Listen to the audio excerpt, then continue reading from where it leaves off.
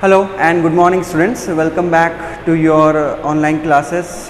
We are going to continue with our chapter number 8 motion for 9th standard. In our previous class हम लोगों ने पढ़ा था about equations of motion और हमने पढ़ा था about कि ये equations of motions को हमें graphically कैसे represent करना है, और इसमें हमने first equation को represent किया था. वहाँ पर एक correction है in that video. हम लोगों ने position time को शो किया था और पोजीशन टाइम को ड्राइव किया था. That was actually not position time, it was velocity time equation. First equation was velocity time equation and उसको आप लोगों को करेक्ट कर लेना है ना. एंड उसको हमने जो डेरिवेशन किया था, we went through a graph and then we went through all the variables. तो आज हम लोग सेकेंड इक्वेशन जो है हमारी, which is now position time equation, this is the second equation that we are going to derive from a graph. तो as you can remember, जो हम लोगों ने ग्राफ बनाया था, this is the same graph which we use for the first equation of motion. इसमें हमारे पास this is a velocity time graph. यहाँ पर if you remember this is the curve, right. ये इनिशियल वेलोसिटी थी, zero थी. हमने आपको ये भी एक्सप्लेन किया था कि ज़ीरो क्यों होनी चाहिए, बिकॉज इनिशियल वेलोसिटी जो है वो हमारे लिए यूजफुल है इन दिस इक्वेशन, तो हम उसको ज़ीरो नहीं रख सकते. दैट इज़ वाई हम नॉन ज़ीरो इनिशियल वेलोसिटी काम में ले रहे हैं. And this is the time OCN. ये सारी चीज़ें हम लोग पहले इसको एक तरीके से इस्टेब्लिश कर चुके हैं कि ये सारे वेरिएबल्स क्या हैं, राइट.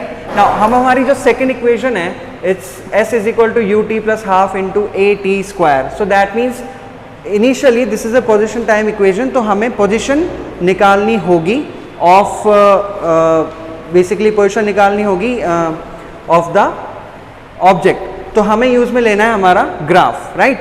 अब इसमें एक चीज़ आपको ध्यान रखनी है, हम जब भी वेलोसिटी टाइम ग्राफ यूज़ में लेते हैं और वेलोसिटी टाइम ग्राफ को यूज़ में लेकर अगर हम पोजीशन या डिस्टेंस निकालना चाहते हैं कि कितना डिस्टेंस कवर किया ऑब्जेक्ट ने, तो जो ग्राफ है उसका अंदर का जो नीचे का जो पूरा एरिया है वो हम लोग यूज़ में लेते हैं to find out the position या distance covered by an object. Okay, एक बार और आपको ध्यान रखनी है भाई, वेलोसिटी टाइम ग्राफ से एक चीज तो हमें मिलती है acceleration. This was giving us acceleration. और इसके नीचे का जो एरिया है, this gives us distance covered by the object. Okay, ये चीज आपको दिमाग में रखनी है. Two things that we need to remember. दो चीजें हम लोग फाइंड आउट करते हैं वेलोसिटी टाइम ग्राफ से, एक तो एक्सेलरेशन और एक इसके नीचे का एरिया हमें शो करता है पोजिशन या डिस्टेंस कवर्ड. ओके, नाउ अब टू फाइंड डिस्टेंस, अगर हमें डिस्टेंस फाइंड आउट करना है, we find area under the curve. हमें कर्व के अंदर का एरिया फाइंड आउट करना होता है. So area of trapezium OABC. सो डिस्टेंस फाइंड आउट करने के लिए हमें ये वाला एरिया फाइंड आउट करना होगा, OABC. ठीक है, this is the trapezium. If you can see, this is the trapezium figure under the curve. हमें इसका एरिया फाइंड आउट करना है to find out the distance. Alright, now ये जो एरिया ऑफ ट्रापेजियम है इसको हम लोग दो पार्ट में डिवाइड कर सकते हैं. एक तो ABD इसमें और एक OADC इसमें. There is a triangle and then there is a rectangle in this overall trapezium figure, right. तो हमें इसको दो पार्ट्स में डिवाइड करना है. So area of triangle ABD, area of trapezium OABC का मतलब क्या हुआ, हम इसको ऐसे भी बोल सकते हैं, area of triangle ABD plus area of rectangle ADCO. Area of triangle ABD and ADCO, इन दोनों को ऐड कर देंगे तो ओवरऑल एरिया हमें मिल जाएगा of this curve, right. Now area of triangle area of triangle का फॉर्मूला होता है half into base into height, right. और जो एरिया ऑफ रेक्टेंगल का होता है लेंथ इंटू ब्रेड्थ. ये दोनों को हम लोग ऐड करते हैं तो हमें मिल जाएगा total area under the curve. तो half into base into height. तो ये हमारा ट्रायंगल ABD, इसका बेस क्या हो जाएगा, this would be the base BD. ये तो इसका बेस हो जाएगा, राइट. और हाइट हो जाएगा AD. तो हाफ इंटू बेस तो BD into height is AD plus length into breadth. तो ये जो हमारा रेक्टेंगल है इसकी जो लेंथ है वो क्या हो जाएगी, OA हो जाएगी, राइट. सो OA इंटू ब्रेड्थ क्या हो जाएगी, OC. ये इसकी ब्रेड्थ हो जाएगी, थिकनेस हो जाएगी काइंड ऑफ. तो ये चीज़ हमने यहाँ तक प्लेस कर दी है of the formula that we are going to need और going to use to find out the area under the curve, जो हम डिस्प्लेसमेंट को फाइंड आउट करना चाहते हैं, isn't it. Okay, after this हमें पता है दैट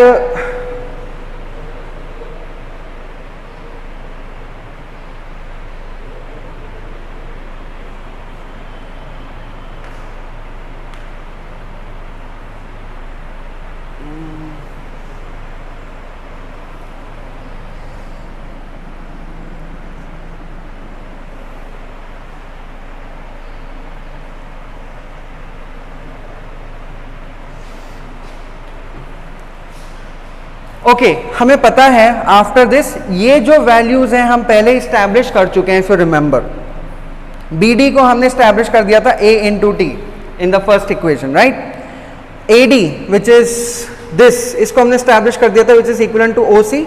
सो ए डी क्या हो गया, टाइम हो गया।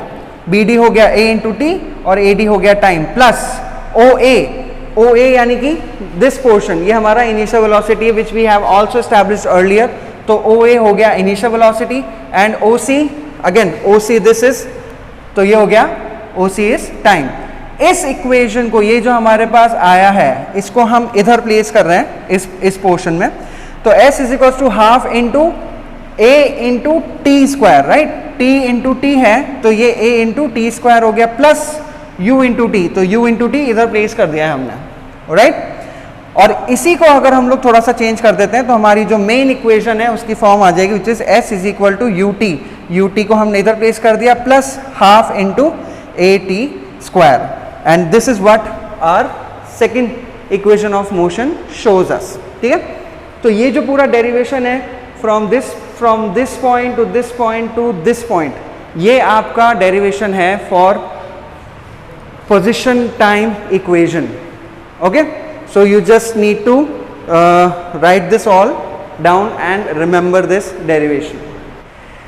Okay, so now let's move on to our last equation of motion, which is position velocity equation. और position velocity equation हमें पता है which is 2 into a into s is equals to v square minus u square. ये हमारी position velocity equation है। Again इसको भी हम लोग same graph से हम लोग इसको derive करने वाले हैं। And अब सिंस अगेन इसमें भी पोजीशन वेलोसिटी, इसमें भी हम लोग पोजीशन को फाइंड आउट कर रहे हैं या पोजीशन को यूज़ में ले रहे हैं, तो जब पोजीशन को हम लोग यूज़ में लेते हैं तो अगेन हमें ग्राफ के अंडर का जो एरिया है, यानी कि ये जो एरिया है ये हमें फाइंड आउट करना है।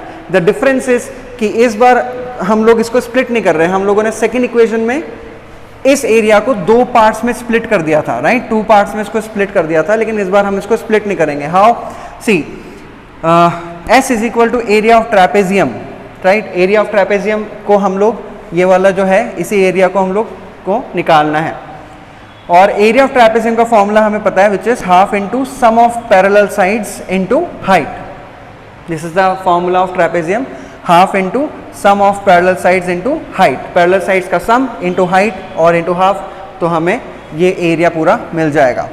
तो दैट मीन्स हाफ इंटू, अब sum of parallel sides, this is our trapezium O A B C, this is our trapezium, और इसमें ये जो दोनों साइड्स हैं these are the parallel sides O A and B C, right.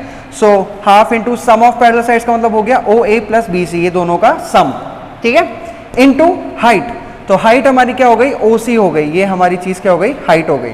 तो इस formula में हमने अपने वेरिएबल्स को रख दिया है यहाँ पे।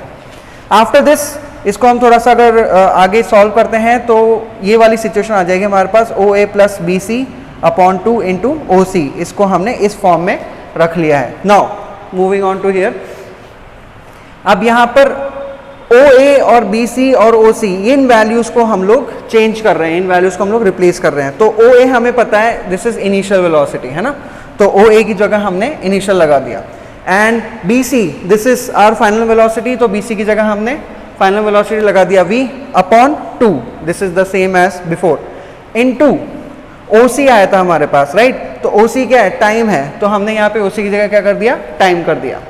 इसके बाद सब्सटीट्यूटिंग t इन इक्वेशन 1, हमें t के वैल्यू को निकालना है, क्योंकि इफ यू नो कि हमारी जो थर्ड इक्वेशन है उसमें टाइम की कोई भी वैल्यू नहीं है। सो हमें क्या करना है, इस t को रिप्लेस करना होगा, इस t को हटाना होगा। तो हम इस t की वैल्यू को हटाने के लिए क्या करते हैं, see a is equal to v minus u upon d, ये हमें एक्सेलरेशन का फॉर्मूला है, हमें मिला है, वी नो दिस, राइट। तो अगर मैं t को इधर शिफ्ट कर दूं तो क्या फॉर्मूला बन जाएगा, v minus u upon a, t is equal to v minus u upon a, ये सिचुएशन हमारे पास आ जाएगी। तो ये जो t इज इक्वल टू जो वैल्यू है इसी को हमें इस इक्वेशन में चेंज करना है। तो क्या हो जाएगा, s is equal to u plus v upon two, ये इज जस्ट लाइक बिफोर, ये जो पहले था वही है। अब ये जो t था, t की जगह हमने क्या कर दिया, v minus u upon a, getting it. जो t आया था हमारे पास उसमें हमने क्या कर दिया, v minus u upon a, t को इधर शिफ्ट किया, a को इधर शिफ्ट किया, तो v minus u upon a ये हमारे पास आ गया इंस्टेड ऑफ t, राइट। इसको अगर सॉल्व करते हैं तो v square minus u square, ये v square minus u square upon 2 into a, ये वाली सिचुएशन हमारे पास आ जाएगी।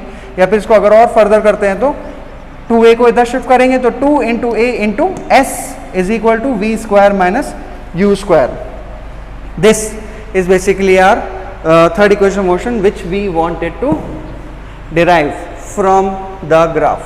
तो ये जो सिचुएशन है ये आपको this will give you derivation for third equation of motion, position velocity equation को आपको derive इस तरीके से करना है। You can write this down from here to here और आपको ये याद भी रखना होगा।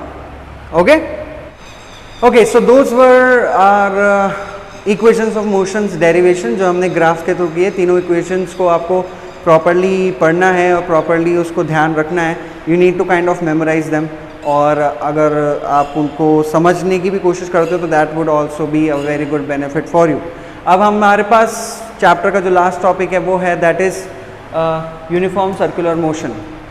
एज यू कैन रिमेंबर, हमने चैप्टर के स्टार्टिंग में डिस्कस किया था कि 4 टाइप के मोशंस होते हैं, उसमें से 2 टाइप के मोशंस हम लोगों को पढ़ना है। अभी तक जितना भी हमने पढ़ा है वो लीनियर मोशन के लिए हमने पढ़ा है, ठीक है। लीनियर मोशन जो है वो हम लोगों को समझना है कि उसमें लीनियर मोशन को लेके distance, displacement, velocity, speed, graphs, ये सब लीनियर मोशन के लिए था।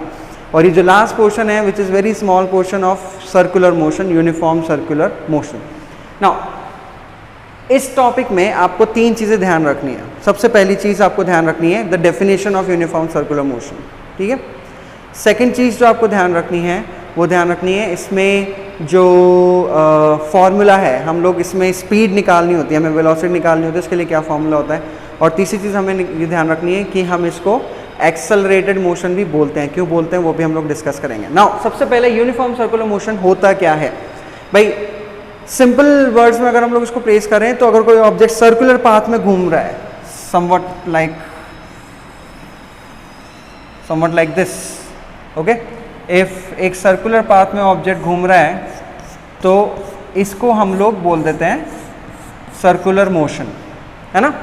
और ये जो सर्कुलर मोशन है इसमें सिचुएशन क्या रहती है कि हम बोल रहे हैं uniform circular motion. Uniform circular motion क्या होता है, मतलब इसमें जो ऑब्जेक्ट घूम रहा है वो यूनिफॉर्म स्पीड से घूम रहा है, ओके। यूनिफॉर्म स्पीड से घूम रहा है। यूनिफॉर्म स्पीड मतलब उसकी स्पीड में चेंजेस नहीं आ रहे, यूनिफॉर्म, या यूँ कह सकते हो कि रैंडम चेंजेस नहीं आ रहे, यूनिफॉर्म चेंजेस आ रहे हैं स्पीड में, ठीक है। तो वो जो यूनिफॉर्म चेंजेस आ रहे हैं स्पीड में, उसकी वजह से हम लोग इसको क्या बोल रहे हैं, यूनिफॉर्म सर्कुलर मोशन बोल रहे हैं, ओके। फर्स्ट चीज़ तो इसकी डेफिनेशन मैं आप लोगों को नरेट कर देता हूँ, जो आप लोग लिख सकते हो। Just I am going to narrate the definition, you can write it down. When an object is moving in a circular path with uniform speed, then it is showing uniform circular motion,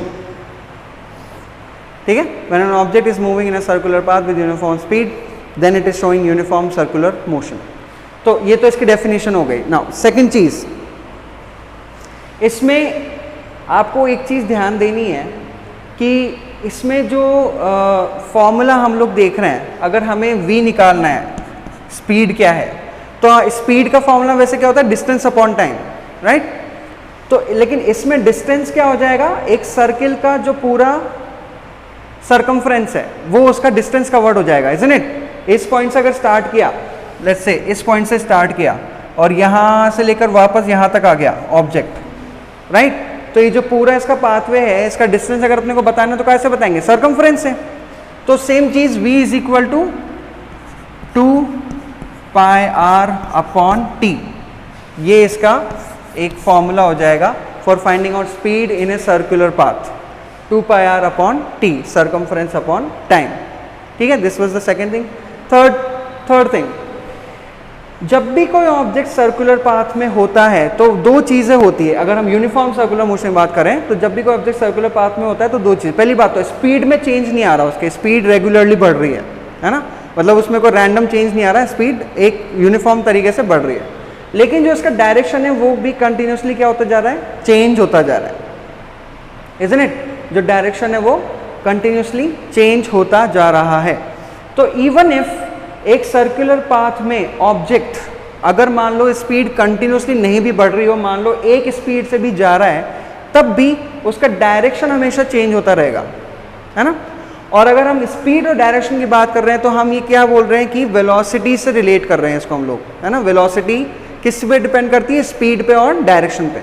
तो अगर कोई object circular path में और मान लो उसकी speed में भी change नहीं हो रहा हो, यूनिफॉर्म चेंज भी नहीं हो रहा हो, देयर इज नो चेंज, एक पर्टिकुलर स्पीड से जा रहा है, फिर भी उसका डायरेक्शन हमेशा चेंज होता रहेगा, एंड दैट मीन्स उसकी वेलोसिटी हमेशा चेंज होगी।